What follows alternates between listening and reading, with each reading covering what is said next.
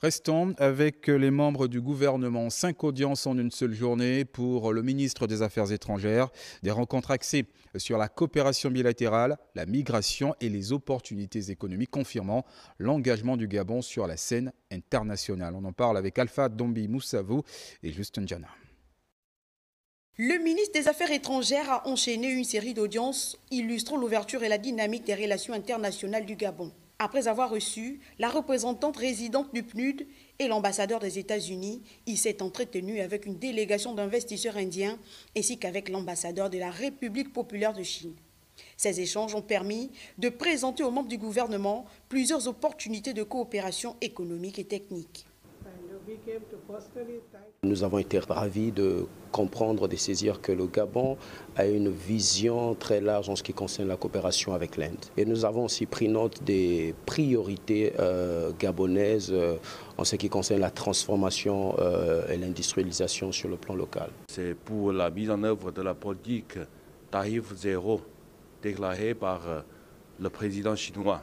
Donc c'est pour voir avec Monsieur le ministre des Affaires étrangères, comment on va mettre en œuvre ces politiques. Dans un contexte marqué par des enjeux migratoires grandissants, la directrice régionale de l'Organisation internationale pour les migrants, OIM, a également été reçue afin d'aborder les pistes de collaboration dans ce domaine sensible. J'ai eu l'occasion de dire à Monsieur le ministre toute notre satisfaction de voir les progrès qui ont été accomplis au Gabon, les efforts qui ont été consentis avec l'établissement d'une commission nationale pour la lutte contre la traite, l'augmentation des poursuites, l'augmentation des cas jugés, une collaboration accrue entre les différents ministères pour offrir une aide, une assistance directe aux victimes. À travers ces rencontres, le Gabon réaffirme sa volonté de consolider ses liens avec ses partenaires en misant sur des relations diversifiées et mutuellement bénéfiques.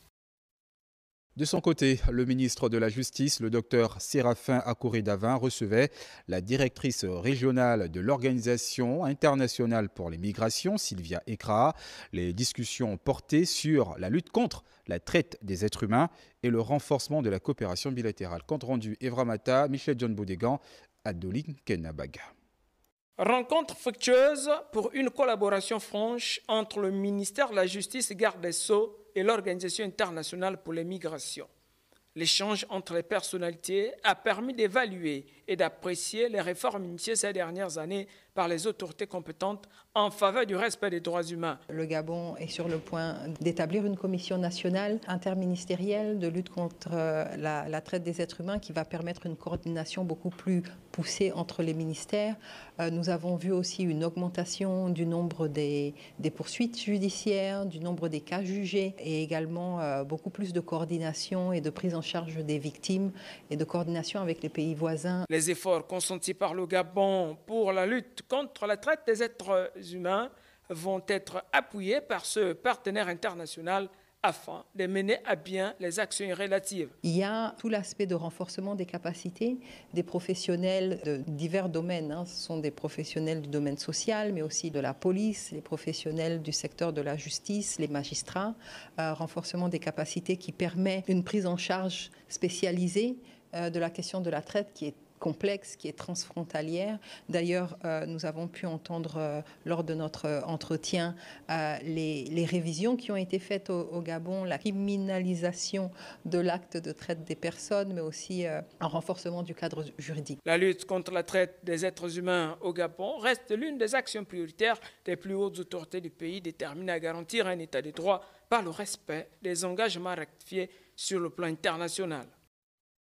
Nous l'annoncions en titre, la ministre de la Jeunesse a lancé ce matin à Libreville la campagne dédiée aux jeunes, intitulée « Jeunes responsables, vacances utiles ». Objectif, sensibiliser la jeunesse sur des thèmes clés tels que la prévention des grossesses précoces, le leadership, la lutte contre la consommation de drogue et l'usage responsable des réseaux sociaux. Compte rendu, Jean de Dieu Ogom Sungombi et Justin Diana.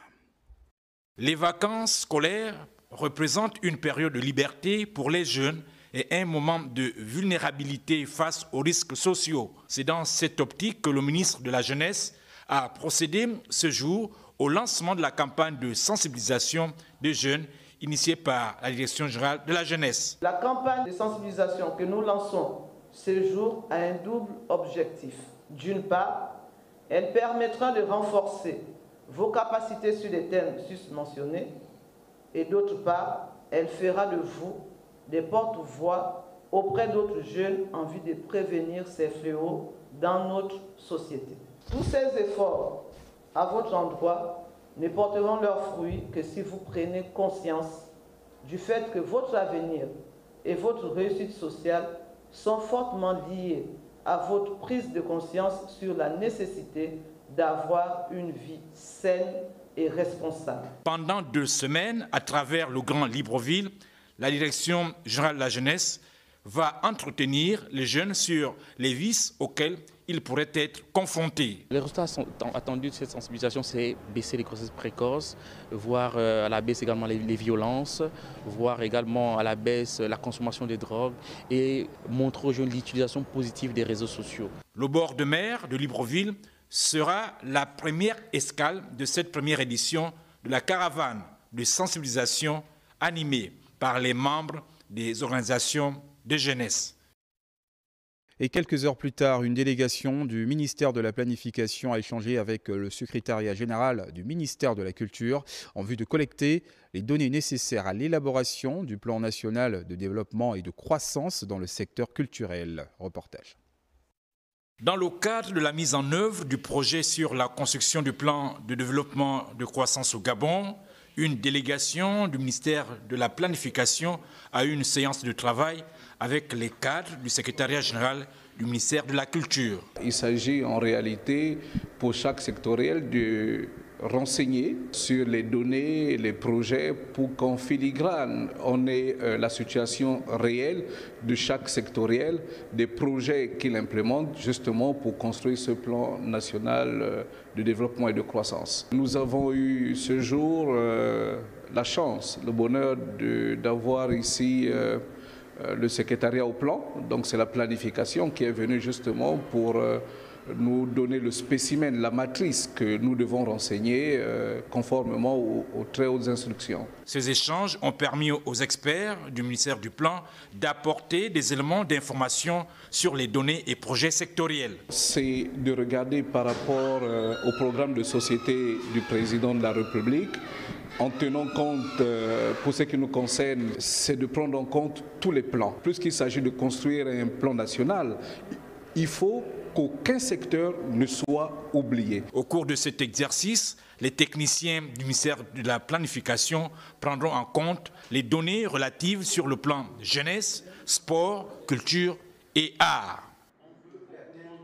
Programme Une femme, une formation, un métier. Des jeunes filles déscolarisées reçoivent leur certificat de fin de formation et outils nécessaires pour se construire un avenir durable.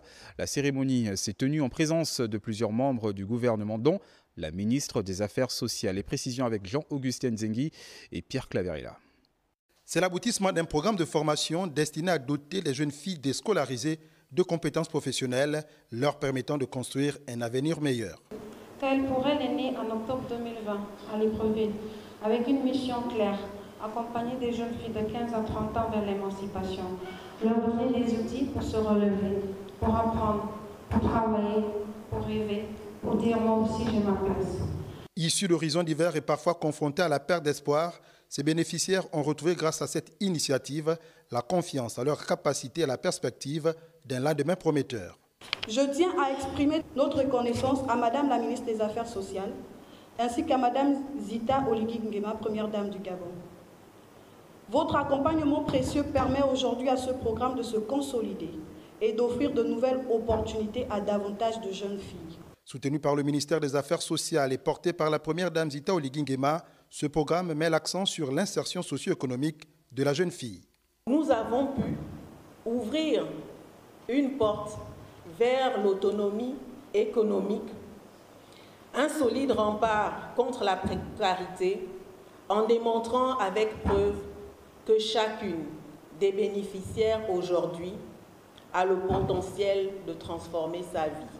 En d'autres termes, c'est l'aboutissement d'un parcours de résilience, de courage et d'espoir.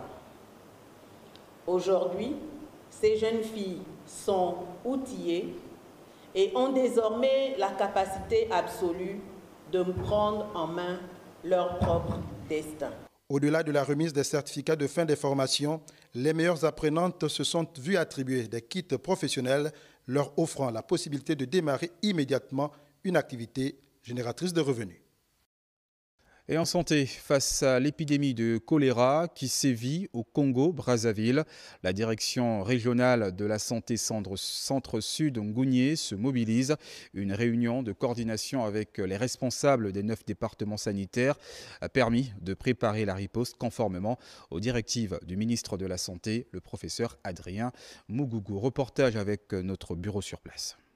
Cette réunion des chefs de départements sanitaires et des gestionnaires de données autour du DRS Ngounié répond à la communication du ministre de la Santé, datée du 5 août 2025, annonçant le renforcement du dispositif de surveillance et de mise en place d'un plan de riposte, avec l'appui de ses partenaires, suite à la déclaration des autorités congolaises faisant état d'une épidémie de choléra dans le district de l'île Mbamou, département de Brazzaville. L'alerte est de taille. Nous sollicitons le maximum d'engagement possible, le maximum de sérieux pour que nous prenions les mesures appropriées, les meilleures.